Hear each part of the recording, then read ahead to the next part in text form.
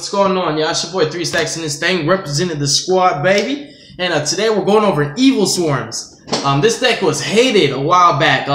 If you guys were around when Dragon Rulers, which is one of the most legendary archetypes ever printed, was running rampant in the meta, there were a lot of helmet heads like me, myself, that decided we're not going to play meta, we're literally going to play anti-meta. We just want to summon Ophion, set them back rows, and play Protect the Castle. The deck is very infamous. If you play Yu-Gi-Oh, you probably know what this deck is. Now, not everybody loves it, and honestly, not everybody would agree that it's good. There's some applications that Ophion has in the meta now, like stopping the summon of Master Cerberus and Jackal King and Chronograph and Astrograph and Ultimate Conductor Tyranno and just ABC Buster Dragon, Blue Eye Spirit Dragon. You know, there's a few monsters out there that he stops, but the Evilswarm archetype itself is very, very subpar, mediocre, not very competitive. It was never really competitive. It's just like a hard counter to specific strategies, and that's really what it is in its core.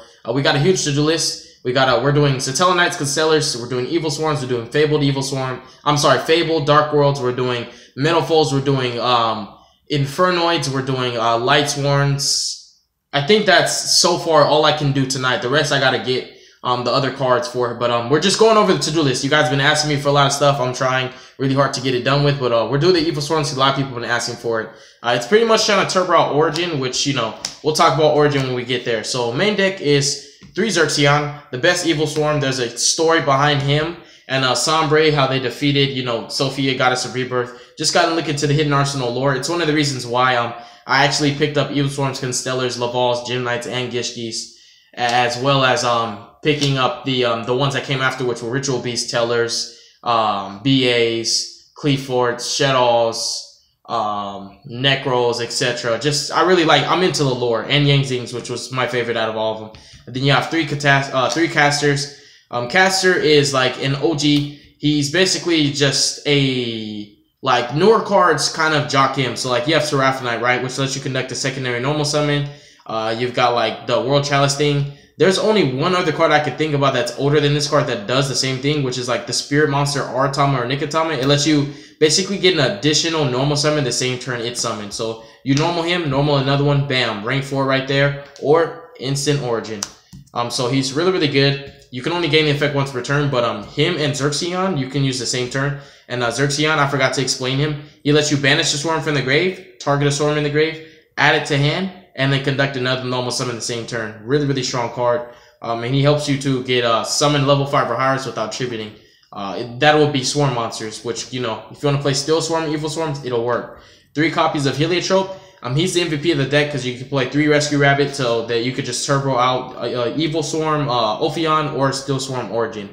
Then 3 Magigoras. This could be Thunderbirds, but I actually needed a way to just put more bodies on board without, like, being so susceptible to Rescue Rabbit and Caster. So like this going second is good, Caster going first is great. So you have ways to make plays whether you win the dice roll or lose the dice roll. And then we have a triple Rescue Rabbit because Heliotrope is a vanilla and his effect is literally English backwards, so we don't know what it really says unless you read it backwards. And you can use your Evilswarm, your Infestation, the trap, which is called Infestation Infection, in tandem with your Xerxeon to just keep putting these back into your deck so that you can Rescue Rabbit a second time if you need to. Just 15 monsters. Very simple, 3 of all of them, so you don't really have to worry about like any issues where you run out of targets. And then for spells, 3 Infestation Pandemic. This spell is really, really good once upon a time because it would just be like, okay, either Veiler my Ophion like right now, or just you can't hit me with back row. And they can't break through skill. Like, if they didn't have Veiler, they would have to have Breakthrough Skill. I'm talking about older cards. Like, this was the format where it was like Dragon Rulers, Mermels, Prophecy, etc., etc. So it's like Summon Ophion, there's no Veiler. All right, Breakthrough Skill is what you had. Okay, Chain Infestation Pandemic, we're good to go. So it's a really, really strong card. It makes your swarms unaffected by spells and traps. It helps you to play second in certain matchups. Like, you know, being immune to True Draco, Apocalypse, and Return is cute. It helps you out a lot. But it just makes it so that your monsters can only be hit by monster effects now and not back rows. Pretty good spell. 3 Allure because everything is dark. And 2 Pot of Desires. You just need a little bit of draw power, right? You don't want to go crazy. Like, obviously, you can't play Demise and you can't play Duality because you're actually trying to special summon. First turn, that is. So, you know, you just need to play some draw power that's in a way generic. Well, this is definitely generic. Yeah, that is afforded to your archetype. So just 8 spells. Not really too much. You can do like Raigeki, Dark Hole if you have the room. But the way I built the deck is I'm actually trying to go first. So we play like a lot of good traps. We play the Solemn Brigade. Well, this is like the new Solemn Brigade. I play Triple Strike, Warning, and Judgment. If you could play these, if your deck can play this comfortably, you should play them. And Evilswarms don't pay life points for anything, so this is what you want to pay your life points for. And then this is my spicy tech, 2 Grand Horns. Since this deck wants to go first, and you're trying to establish like either Ophion or Origin, you want to back it up with a card like this or these, because these hit entire Pendulum summons. So Pendulum matchups can be a breeze if you can open up with either Warning, Strikes, or Grand Horn. Judgment does not hit Pendulum summons. Please don't listen to people when they try to tell you that. Judgment hits 1 summon and that's it. If you read the card, if you read every single print of it, no matter how old or new it is, it'll say the same thing. It only hits 1 summon. But Grand Horn hits everything, and it's only in main phase. So that's why you don't really want to play 3, because once you use 1, it's like you don't want to see another one. Because like your opponent, once they have the knowledge that you're playing this, they're not going to go in on their main phase. They'll try to, you know, do some shenanigans in other phases if they're able to. So double Grand Horn. Just negate special summons. Your opponent does draw a card, but what happens is they lose their field presence in exchange of a card. And I'd rather them upstart than spam 5 monsters. Then you have 3 Floodgate Trap Hole and 2 Time Space Trap Holes. These very similar to the Solemns. Like I said, you're trying to go first in this deck. Like I said, no hand traps, right? But you still want it to be competitive. You're just trying to go first and win in the Pendulum matchup. And any of these traps will hit an entire Pendulum summon by themselves. So if you open up with any one of these 1, 2, 3, 4, 5, 6, 7, 8, 9, 10, 11 traps, any one of these 11 traps, you will hit an entire Pendulum summon and force a Pendulum Magician player to just end on an Electrum. Or if they did the, you know, the play, if they were able to do Metaltron and Vortex first, then you probably definitely want to hit the Pendulum summon with a strike. But if you open up with 2 of these, you can always chain to the Vortex and still hit the summon. And just leave them with that, which is still really, really strong. Especially considering if you open up with Origin, they have to summon the Vortex if they have like Metaltron or, you know, whatever it is. They have to summon the Vortex here, which is really, really important.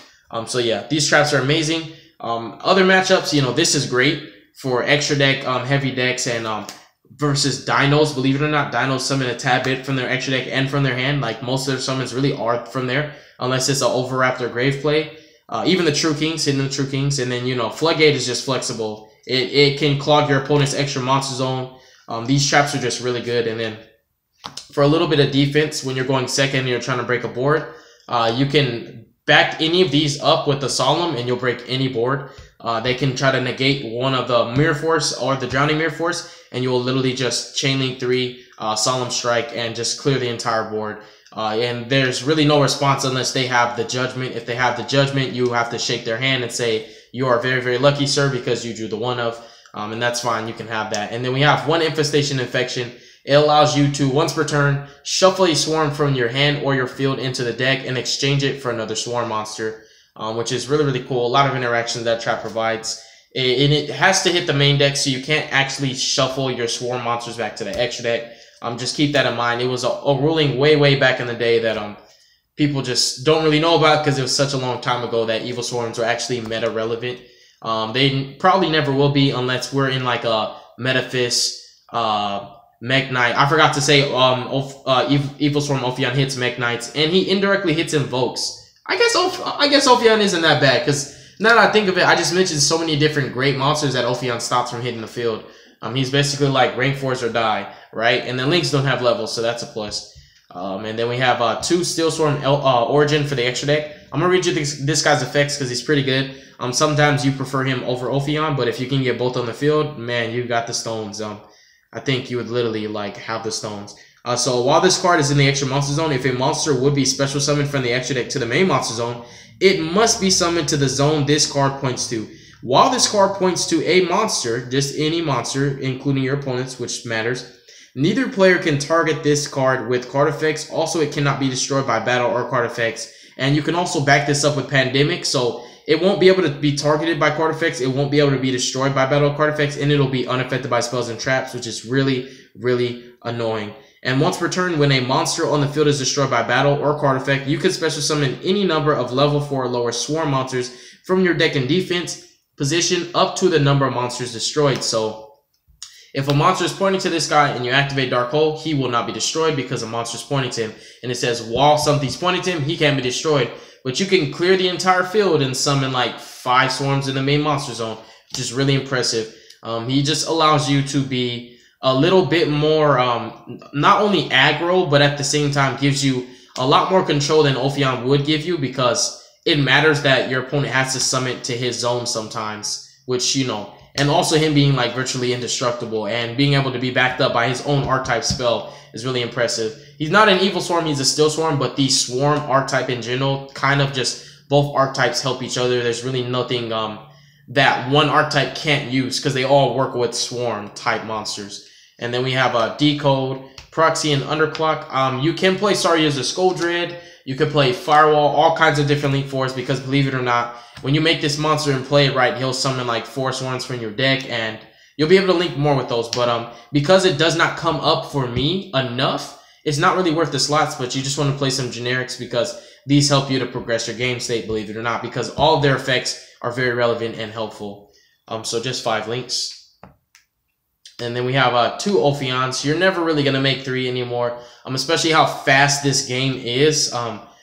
Being able to make 3 Ophions, like, you have to be playing an extremely slow duel, and you really don't get the opportunity to link summon very often unless it's for Origin, and he only gives you 1 zone anyway. So just 2 Ophions. Then we have Bahamut, which is basically the big eye, really, really strong. The monster that you steal, you get to keep it forever. He's really, really cool. It's nice to have him in your arsenal. And then we have Ouroboros. Now, what I should have in my extra deck is Evilswarm Nightmare, because he does inherently stop Pendulum Magicians and Burning Abyss. I also should have Evilswarm Thanatos. Thanatos can make himself unaffected by monster effects, and you flip the spell Pandemic. He's literally unaffected by all card effects. So those are 2 Evilswarm XYZs that are not in my extra deck that I actually have in my arsenal, in my inventory, but I was too lazy to pull them out. Just lazy. One Rafflesia, you play 5, literally 5 Trap Holes, so you turn her into a weapon. Kergorgan, Tornado, Utopia package, and also Bagusko, which you might want to play at 2 because he comes up a lot more than you would think. That is it for the deck profile for my Evilswarms. Coming up next, we are going to do either Satellar Knights, or we're going to do Constellars. Then we'll get to the Fabled Dark Worlds, and then we'll get past all. We're going to get past all the goo, and then we're going to go to the Infernoids, etc., etc. Just keep working, keep grinding until I go to sleep, y'all. But I love you. Thank you so much for watching this video. God bless you. Make good choices. Don't hurt your brain cells. And definitely stay tuned for all the videos that I'm about to upload tonight. Peace, y'all.